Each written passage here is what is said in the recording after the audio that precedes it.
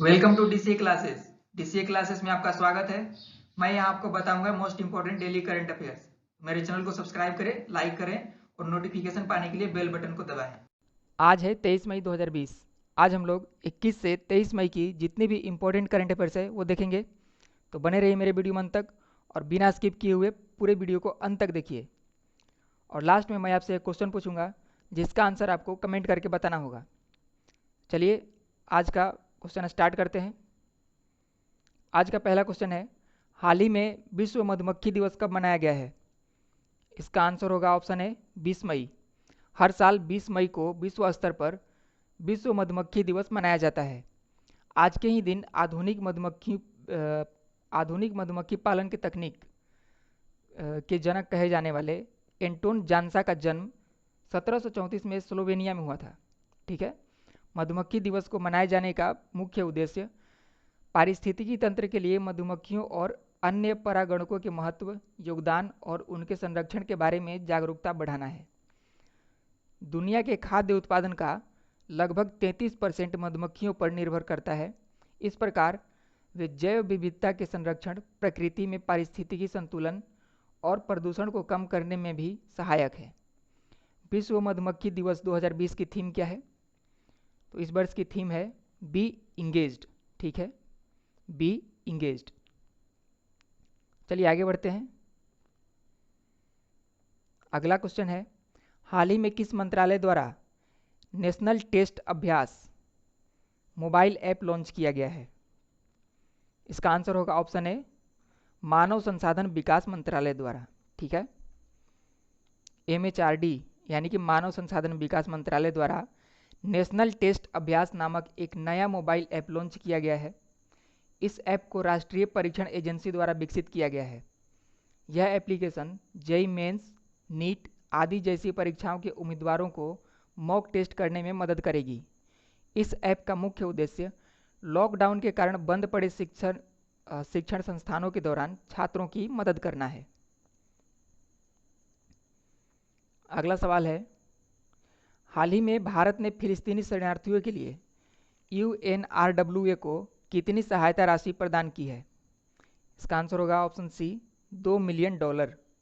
भारत ने फिलिस्तीनी शरणार्थियों के लिए उसके कल्याण के लिए काम करने वाली UNRWA यानी कि United Nations relief and work agency, ठीक है, UNRWA इसका फुल फॉर्म होगा United Nations relief and work agency, इसको $2 मिलियन अमेरिकी सहायता राशि प्रदान की है। यह सहायता कोरोना वायरस की संकट की परिस्थिति के दौरान शिक्षा और स्वास्थ्य सहित UNRWA के प्रमुख कार्यक्रमों और सेवाओं के लिए दी गई है। यह सहायता राशि फिलिस्तीन में भारत के प्रतिनिधि सुनील कुमार द्वारा संयुक्त राष्ट्र एजेंसी को दी गई। UNRWA उन फिलिस्तीनियों के कल्याण के लिए काम करता है जो 1948 में युद्ध के दौरान अपने घर छोड़कर चले गए थे या जिन्हें घरों से बाहर निकाल दिया गया था। संयुक्त राष्ट्र राहत और निर्माण एजेंसी, इसका हेडक्वार्टर कहाँ पर है? Amman, Jordan. और इसके आयुक्त जनरल कौन है? Christian Saunders. चलिए आगे बढ़ते हैं। अगला सवाल है, हाल ही में रेलवे के किस जोन ने कोविड-19 मरीजों के लिए रेल बोट रोबोट विकसित किया है? इसका आंसर होगा ऑप्शन बी दक्षिण मध्य रेलवे। दक्षिण मध्य रेलवे जोन ने कोविड-19 मरीजों को बेहतर स्वास्थ्य सेवाएं प्रदान करने में अस्पताल प्रबंधन की सहायता करने के लिए एक रोबोट रेल बोट विकसित किया है। यह डिवाइस डॉक्टरों, नर्सों और अन्य सहायक चिकित्सा कर्मचारियों को संक्रमण के खतरे से दूर रखने में सक्षम बनाएगा। रेल बोट में मरीजों के तापमान का पता लगाने और इसे मोबाइल फ़ोन पर डिस्प्ले करने के लिए सेंसर आधारित सुविधा से लैस है। ठीक है, दक्षिण मध्य रेलवे, इसका हेडक्वार्टर कहाँ पर है? सिकंदराबाद। और इसके महाप्रबंधक कौन है? गजानन माल्या। चलिए अगला देखते हैं। हाल ही में पुस्तक hop on my adventures on boats, trains and planes किसके द्वारा लिखी गई है? इसका आंसर होगा ऑप्शन बी रस्किन बॉन्ड। प्रसिद्ध लेखक रस्किन बॉन्ड के 86वें जन्म दिवस के अवसर पर उनकी नई किताब hop on my adventures on boats trains and planes के ई बुक संस्करण का विमोचन किया गया। इस पुस्तक में उनके बचपन के नावों, रेलगाड़ियों और विमानों की कुछ यादगार यात्रा रोमांचों का वर्णन है। इस पुस्तक का चित्रण कौन किया है? इस पुस्तक का चित्रण सम्राट हल्दर द्वारा किया गया है। अगला क्वेश्चन है, हाल ही में किस देश के प्रधानमंत्री थॉमस थाबेन ने अपने पद से इस्तीफा दे दिया है? ये किस देश के थे? ऑप्शन ए होगा लेसोथो। ठीक है, लेसोथो के प्रधानमंत्री थॉमस थाबेन ने औपचारिक रूप से अपने पद से इस्तीफा दे दिया है। थाबेन और उनकी मौजूदा पत्नी पर लगभग 3 साल पहले अपनी पूर्व पत्नी की हत्या की साजिश का संदेह होने के कारण देश में राजनीतिक संकट पैदा हो रहा है। ठीक है, संसद द्वारा लेसोथो के वित्त मंत्री माइकेटसी मजोरो को देश के अंतरिम पीएम के रूप में चुना गया है। ठीक है,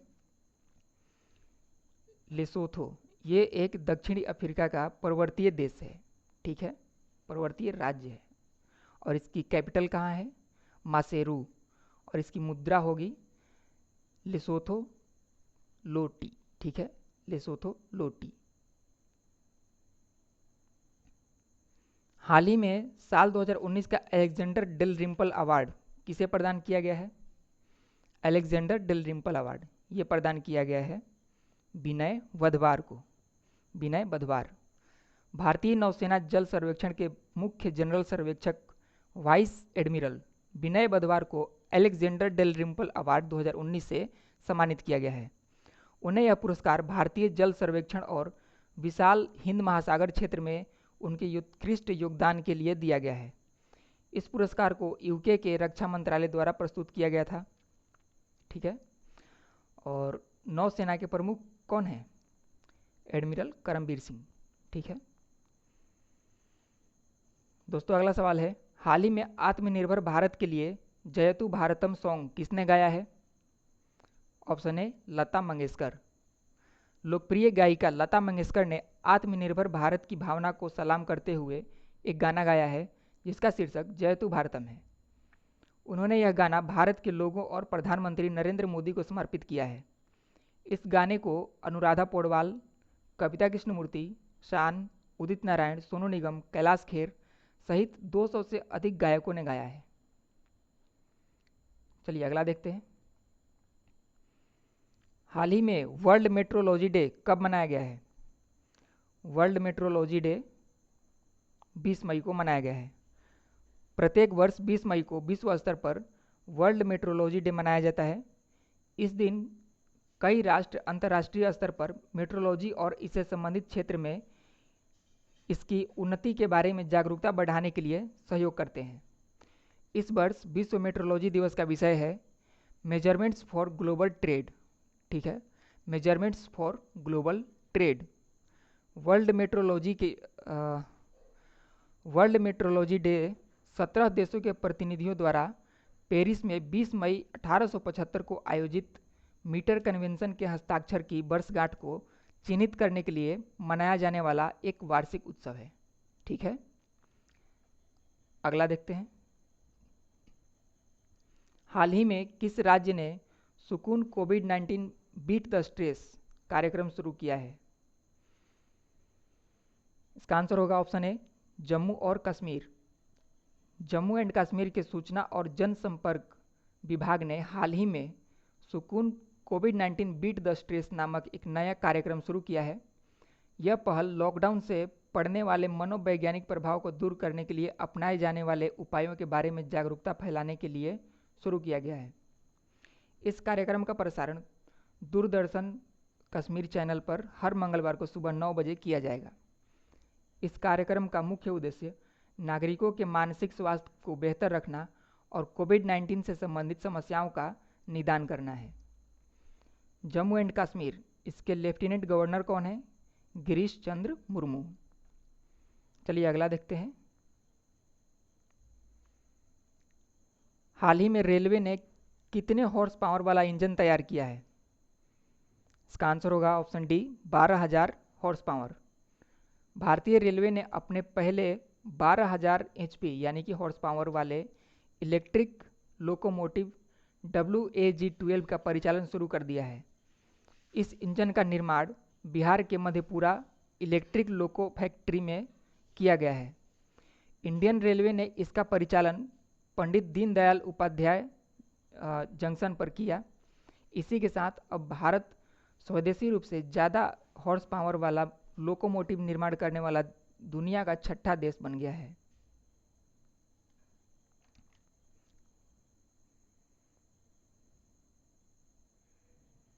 अगला सवाल है, हाल ही में नाबार्ड के नए अध्यक्ष के रूप में किसे चुना गया है? इसका आंसर होगा ऑप्शन बी, गोविंदा राजुलू। केंद्रीय मंत्रिमंडल की नियुक्ति समिति ने गोविंदा राजुलू चिंटला को national bank for agriculture and rural development, ठीक है, नाबार्ड इसकी फुल फॉर्म है, national bank for agriculture and rural development, इसका अध्यक्ष नियुक्त करने की मंजूरी दे दी है। ठीक है, वह वर्तमान में नाबार्ड में मुख्य महाप्रबंधक के रूप में सेवारत हैं और जुलाई 2022 में अपनी सेवानिवृत्ति तक पद पर बने रहेंगे। अगला सवाल है, हाल ही में किस राज्य में मी अन्नपूर्णा पहल का शुभारंभ हुआ है? इसका आंसर होगा ऑप्शन सी, महाराष्ट्र। महाराष्ट्र में इंटीग्रेटेड रिस्क इंश्योरेंस द्वारा मी अन्नपूर्णा नामक एक पहल शुरू की गई है। यह पहल एकीकृत जोखिम बीमा द्वारा महाराष्ट्र के किसानों और कृषि समुदायों के कल्याण के लिए एक कॉरपोरेट सामाजिक जिम्मेदारी के रूप में अपनी प्रतिबद्धता के तहत शुरू की गई है। महाराष्ट्र की राजधानी है मुंबई और यहाँ के सीएम उद्धव ठाकरे हैं और महाराष्ट्र के गवर्नर कौन है? भगत सिंह कोश्यारी। चलिए आगे देखते हैं। हाल ही में किस राज्य में दीदी वाहन सेवा शुरू की गई है? Option B, Madhya Pradesh. मध्य प्रदेश के आदिवासी बहुल झाबुआ जिले में ग्रामीण आजीविका मिशन की महिलाओं द्वारा दीदी वाहन सेवा शुरू की गई है। दीदी वाहन सेवा ग्रामीण महिलाओं के लिए सुरक्षित प्रसव के लिए शुरू की गई है। इसके अलावा दीदी वाहन सेवा इसके तहत वाहन अन्य आपातकालीन सेवाओं के लिए भी उपलब्ध रहेंगे। मध्य प्रदेश, इसकी राजधानी है भोपाल। मध्य प्रदेश के सीएम कौन है? शिवराज सिंह चौहान और मध्य प्रदेश के गवर्नर हैं लालजी टंडन। अगला सवाल है, हाल ही में अंतर्राष्ट्रीय जैव विविधता दिवस कब मनाया गया है? इसका आंसर होगा ऑप्शन सी, 22 मई। संयुक्त राष्ट्र द्वारा हर साल 22 मई को जैविक विविधता में आने वाली महत्वपूर्ण कमी के विषय के बारे में जागरूकता बढ़ाने के लिए अंतर्राष्ट्रीय जैव विविधता दिवस मनाया जाता है। अंतर्राष्ट्रीय जैव विविधता दिवस 2020 की थीम क्या है? इसकी थीम है our solutions are in nature. ठीक है, our solutions are in nature. चलिए आगे बढ़ते हैं। हाल ही में WHO के कार्यकारी बोर्ड के अध्यक्ष का कार्य किसे प्रदान किया गया है? इसका आंसर होगा ऑप्शन ए, डॉक्टर हर्षवर्धन।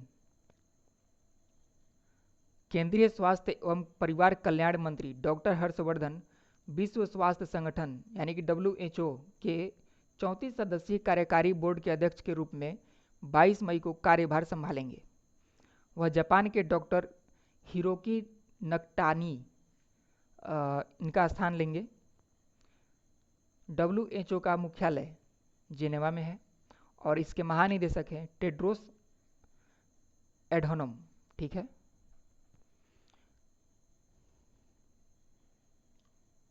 अगला सवाल है, हाल ही में किस राज्य सरकार ने राजीव गांधी किसान न्याय योजना का शुभारंभ किया है? इसका आंसर होगा ऑप्शन बी, छत्तीसगढ़। छत्तीसगढ़ सरकार ने पूर्व प्रधानमंत्री राजीव गांधी की पुण्यतिथि के अवसर पर राजीव गांधी किसान न्याय योजना का शुभारंभ किया है। इसका लक्ष्य कोविड-19 महामारी के बीच राज्य में ग्रामीण अर्थव्यवस्था को प्रोत्साहित करना है। इस योजना से 1.87 मिलियन से अधिक किसानों को लाभ मिलने की उम्मीद है। छत्तीसगढ़, इसकी राजधानी कहाँ है? रायपुर और छत्तीसगढ़ के सीएम है भूपेश बघेल और छत्तीसगढ़ के गवर्नर कौन है? अनसुईया उइके। दोस्तों पिछले दिन का सवाल था, हाल ही में राष्ट्रीय डेंगू दिवस कब मनाया गया है? इसका राइट आंसर था ऑप्शन बी 16 मई। हर साल 16 मई को राष्ट्रीय डेंगू दिवस मनाया जाता है। और आपके लिए आज का सवाल है, हाल ही में Wuhan diary dispatch from a quarantine city किसने लिखी है? 4 ऑप्शन है, ली चांग, फांग फांग, टिन बुन टैन, ऑप्शन डी इनमें से कोई नहीं। चारों ऑप्शन में से राइट आंसर आपको कमेंट करके बताना है। दोस्तों अगर मेरा वीडियो आपको पसंद आया तो मेरे चैनल को सब्सक्राइब करें, वीडियो को लाइक करें और दोस्तों के बीच शेयर करें।